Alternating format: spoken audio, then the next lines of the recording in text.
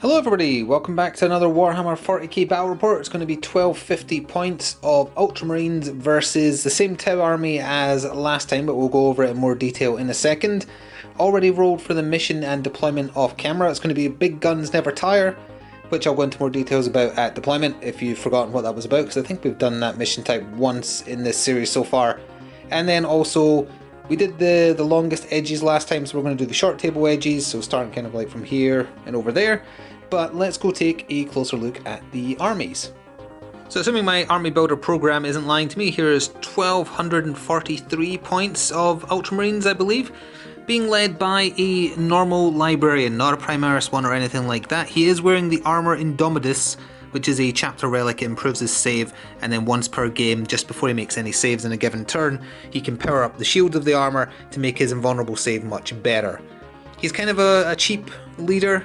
He's a little fragile, but he does get to cast Psychic powers. I picked the Psychic Scourge, I think, for him, other than Smite, which all Psychers know. So he's going to be leading the army, even if he is a little bit squishy. Troop choices, we have 5 scouts, as you see them. First time using them in 8th edition, so it's 4 with sniper rifles, 1 with a rocket launcher. The other, oh, as a siren goes past my window. The other troop choice is a 5-man squad of Intercessor Primaris Marines, so they're the 2 wound ones. They're just using the bog standard bolters that they come with. Then we also have 5 Hellblasters, Primaris Hellblasters, and they are using the Heavy Blaster variant, so that gives them more damage from their plasma guns, but it means they kind of have to stand still, otherwise they have a worse chance to hit. There is also the chance of accidentally blowing themselves up. Then, another first for 8th edition, we have 6 Stern Guard, just with their special pattern bolters, no combi weapons sadly because of point limitations. And they're going to be coming down in a drop pod at some point in the game. So that's their transport. And then finally, we have 5 Assault Terminators with Thunder Hammers and Storm Shields. And they're going to be coming in a Land Raider. Land Raiders, I've always liked them. It seems like in 8th edition to me that they're super tanky, like toughness 8, 16 wounds I think, a 2+ save. This is the bog standard Land Raider, not one of the special variants. So it comes with 2 twin las cannons, a twin heavy bolter, and storm bolter. And as I say, those Terminators are going to be inside it. They're going to try and get up the track as fast as possible, get to the squishy Tau, and smush their faces with gigantic thunder hammers. That's the plan anyway. Speaking of the Tau, let's go have a look at them. So as mentioned last time, this is the same Tau list, the same units, not changed at all from the last battle report. HQ choices are a Cadre Fireblade, who's going to stay with 2 squads of Fire Warriors, 2 squads of 8, I believe. Again, we're trying to rush over it a little bit, but if you want to know precisely in detail what all these units have, covered better in the last battle report. Cold Star Commander is my actual HQ for the Tau though, so he's going to be zipping around the battlefield again with his minigun and rocket launcher. We have 7 Pathfinders. We have a Hammerhead, equipped as you see it with a railgun and 2 smart missile systems. I am now aware, twin linked isn't a thing in 8th edition anymore, so last time I was doing it wrong. If you have 2 smart missile systems and they're not twin linked anymore, you get to fire with each one. So his not his main weapon, but his mini weapons were not firing at full effectiveness in the last battle report, and neither were one of the Riptides. 2 of them, that one's not equipped as you see it. It's got the big chain gun, but it does have the fusion blasters. This one has the big gun and the smart missile systems, which again were firing at half capability because I didn't realise that's not how it worked anymore. They have multi-trackers and early warning overdrives. The commander has a shield generator and multi-tracker. I think that about covers it. As I say, I went into more detail for the Tau last time, same list as before. Now we'll be deploying the armies and then we'll come back and show the setup. So here we are at deployment, and unless the Tau steal initiative, it will be the Space Marines who go first as they finish setting up way in advance thanks to most of their stuff actually being off the board. The drop pod can come in at some point with the Stern Guard in it. The Terminators are inside the Land Raider, so the Tau had a lot more to put on the board at the start. The deployment for this type is 24 inches from the edge, so there, and then there's a 24-inch no man's land between the 2 deployment zones. We have the Land Raider with the Terminators right there. We have the Librarian backed up by the Hellblasters here, and this is also where one of the objective markers were put down. I chose to use the Green Skulls because I actually felt like they stood out a bit more than some of the objective markers I've used previously, which have been used as just like scenery this time. The intercessors, far end of the table there, guarding another objective. The scouts are hiding inside this ruin, which will give them a cover bonus, and so we're going to be doing that. I think I mentioned the librarian was there, right? So that's all they've got on the board. Not a lot of bodies because they have a lot inside a vehicle and coming in later. Over here for the Tau, the Pathfinders are taking up the 3 floors, upper floors of this building. There's an objective on the bottom floor. The Cold Star Commander and 1 Riptide are here. 1 squad of Firewires. Basically we're just trying to cover their backline to stop the drop pod being able to come in somewhere advantageous. The Cadre is staying up there for now. The 2nd Firewire squad is guarding the other objective. And then we have the Hammerhead and the other Riptide here. So there's 4 objectives on the table, they're worth 3 points each. And heavy support choices have advantage as far as who owns it if they're contested, basically. Also, because it's big guns never tire, heavy supports are worth extra points if killed. The Tau have the Hammerhead.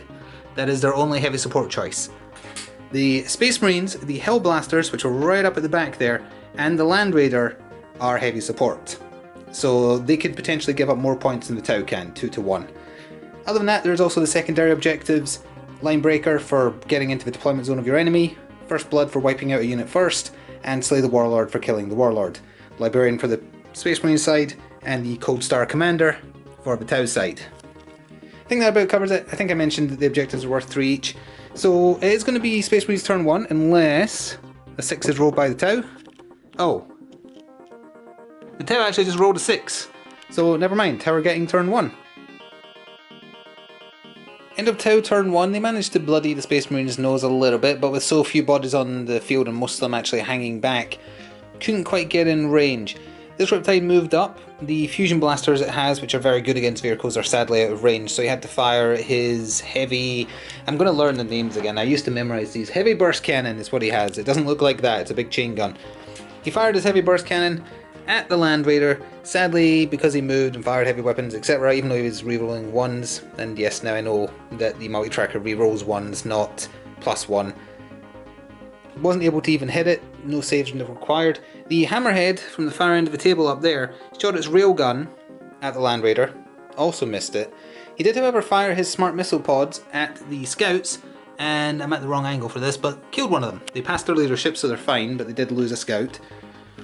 Other than that, the Commander, with his massive 20-inch movement range, repositioned behind the Bastion there.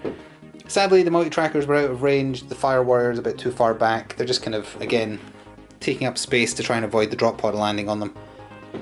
The Hammerhead didn't move incidentally, so it wasn't taking a penalty to its chance to hit. Railgun still missed. This Riptide moved up. He fired his smart missile systems and his... I'm going to remember the name, Ion Cannon, maybe something similar. Hang on. Again, got to commit to memory. Yeah, Ion Accelerator. That was close enough. Fired them all, so he was getting the chance to reroll 1s.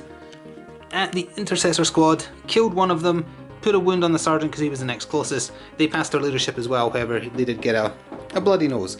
So they only lost 2 units, but at the same time we'll see what the Space Marines can actually do with so few things in range on their turn 1. End of Ultramarines turn 1, and with so many of them deployed back here, not much happened, but what did happen was pretty significant.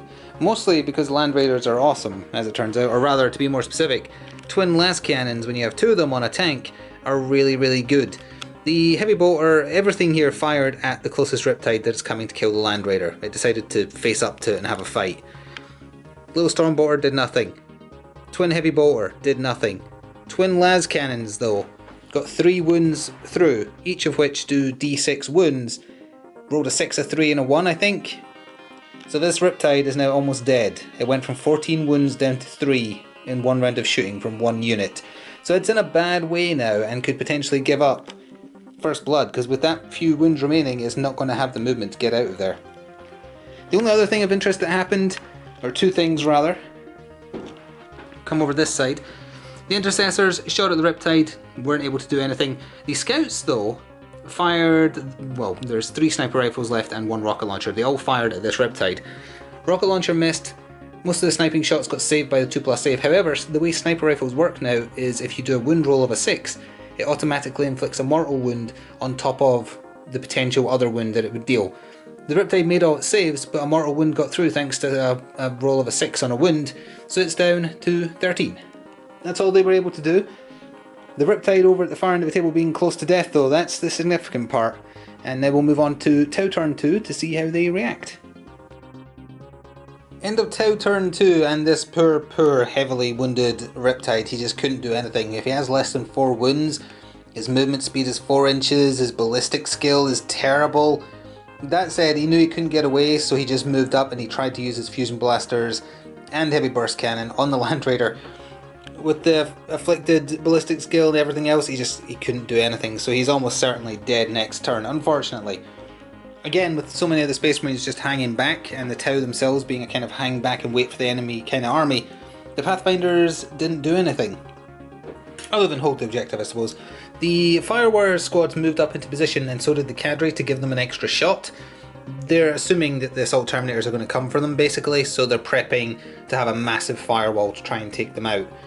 The Hammerhead didn't move again, and counted as barely just seeing the Land Raider, shot its railgun again and missed again. Its smart missile system shot at the scouts again, and again killed one scout. They passed their leadership. The commander moved up behind the Riptide, shot at the intercessors and missed. The Riptide moved up, shot everything at the intercessors and finished off the sergeant. So there's now 3 of them left alive. They passed leadership, but they're in a spot of bother over there as well. Quick turns, but I guess that's because there's not many Space Marines on the board. We'll move over to their turn 2 now and see what happens. End of Ultramarines turn 2, and the Land Raider has forsaken me. I assumed it'd be able to take out the 3 remaining wounds on the Riptide, so I didn't make the Assault Terminators come out, it just kind of moved up. It shot its 2 twin las cannons and its heavy bolter, its twin heavy bolter that is, at the Riptide, and then shot the storm bolter at the Pathfinders taking shelter in the building nearby. It lost 1 wound. The twin las cannons totally whiffed. No saves were necessary. 1 heavy bolter wound got through. But the Riptide is still kicking, which means it's going to get another turn to shoot at the Land Raider. I don't think it's possible for it to kill the Land Raider in 1 turn, but that still kind of sucks because it holds up the Assault Terminators coming out again for another turn. The Stormbolt was short, it just kind of got fired at the Pathfinders because it wasn't required, or at least assumed it wouldn't be required to kill the Riptide. Killed 1 Pathfinder, so just took out the one at the very top of the building just because it's easier that way. Other than that, there was some repositioning. The Hellblasters moved, slightly repositioned, just so they're going to see kind of like where the Riptide is coming at the far end of the table there.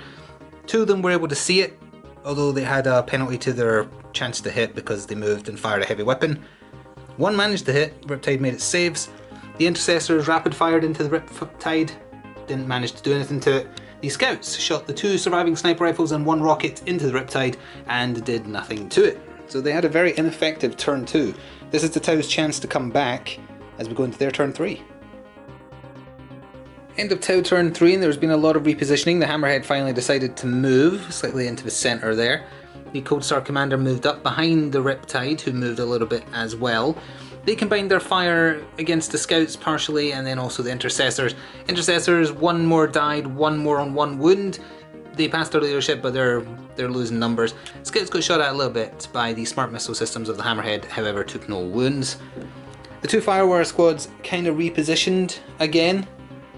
The ones that were close enough took shots at the Land Raider, could not do anything to it. Neither could the Pathfinders, who opted to shoot instead of marker light. In hindsight, probably should have marker lit for the railgun to give it a better chance to hit, but even if it had, it still wouldn't have killed, because the poor Riptide, who's almost dead, was unable, even at point blank range, to touch the Land Raider with its fusion blasters or its heavy burst cannon. Not a super effective turn for the Tau, sadly.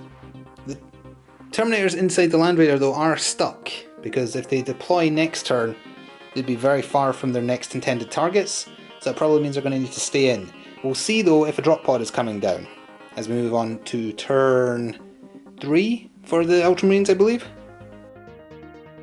End of Ultramarines turn, I think it's 3, I might be 1 off from this point on, I may have lost track. Either way, though, The Hellblaster squad basically stayed the same. One that could just see the closest Riptide shot at it did nothing.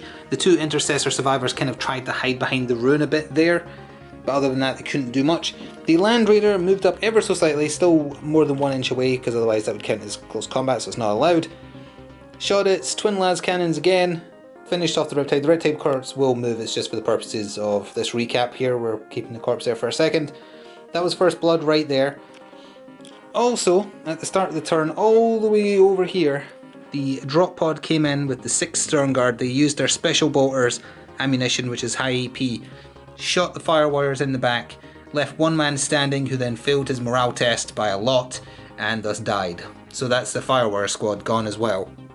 And the Tau forces are now caught in a pincer between the Stern Guard drop pod and the Land Raider with the Assault Terminators in it. Not looking too good for them. Also, they've given up First Blood and currently have Linebreaker, or rather the Space Marines have Linebreaker thanks to the drop pod, but we'll see how it goes as we go into turn 4 for the Tau. End of Tau turn 4, and they're making a little bit of a comeback with some big plays. The Riptide moved up, used its Nova engine, which means it loses a wound, so now it has 12 left, shot everything, ignoring the scouts, into the Hellblasters. Sadly didn't actually roll well at all, and thus have not even touched them. The Cold Star Commander, however, moved up and shot to death the Intercessors, wiping them out and also freeing up that objective that's right there, so that could be important. The bigger thing that happened though was that the Pathfinders fired marker lights into the Stern Guard, got 2 on them, which means, well, the only relevant part is rerolling 1s if shooting at the unit that's been lit up by 1 marker light.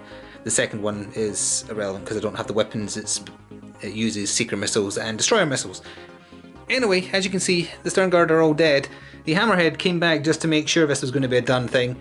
The surviving Fire Warrior squad plus the Cadre moved back. Only up to here could get a double shot because of range, the back 2 couldn't, but that was more than enough shots. Stern Guard wiped out to a man. I'm not actually sure if in 8th edition the drop pod counts as Linebreaker. It may not matter by the end anyway, but that is 2 squads wiped out. The Space Marines do not have many models left on the field, however, some will probably be joining next turn. End of Ultramarines turn 4, let's start with the less good stuff first. Hellblaster squad shot into the Riptide, did 1 wound. Exceptionally disappointing considering they're using pretty powerful weapons.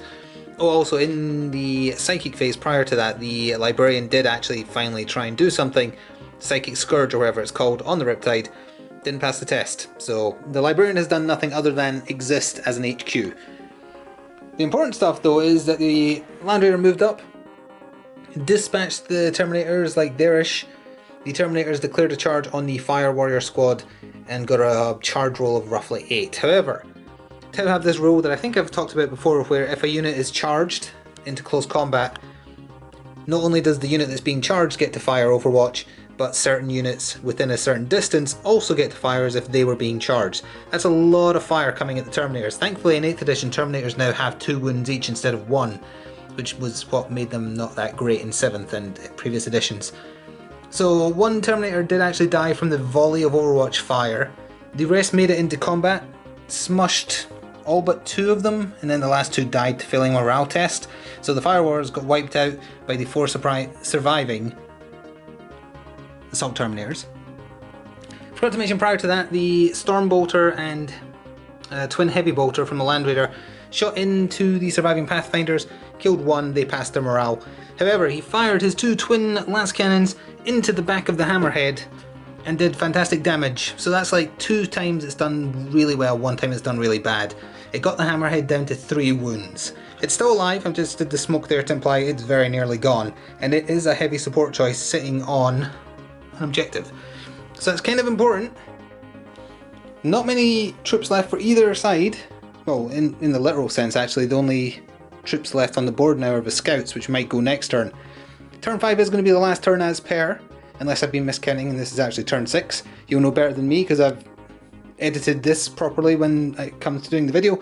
Anyway, moving on now to the Tau's final turn, whatever number it happens to be.